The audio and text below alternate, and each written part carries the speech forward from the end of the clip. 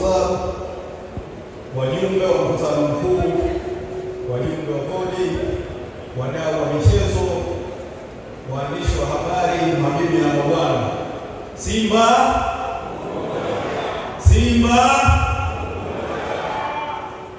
Mheshimiwa Mwenyekiti, nimepewa dakika 10 za kuja kuwasalimia na kuwatia joto katika shughuli yenu hii muhimu, na sina dhamira ya kuongea zaidi ya hapo, ili niwaache muendelee na jukumu hili muhimu ambalo umepanga kulifanya.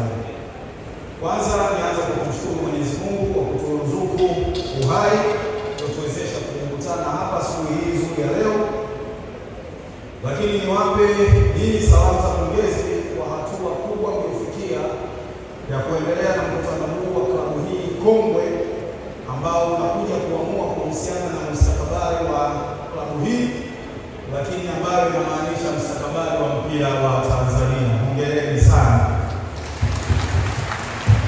Mheshimiwa Mwenyekiti na wajumbe wa mkutano mkuu, kwa siku za karibuni kumekuwa na mijadala mingi, na hasa kuhusiana na mabadiliko ya mfumo wa uendeshaji wa klabu hii, hususan katika eneo la marekebisho ya katiba.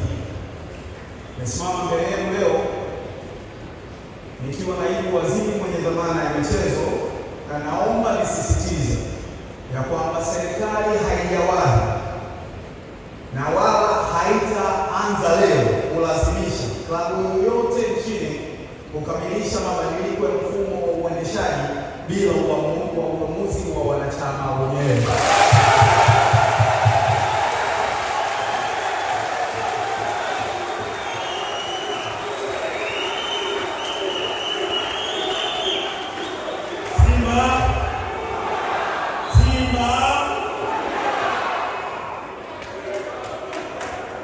Mchakato huu ni wenu, ni uamuzi wa wanachama.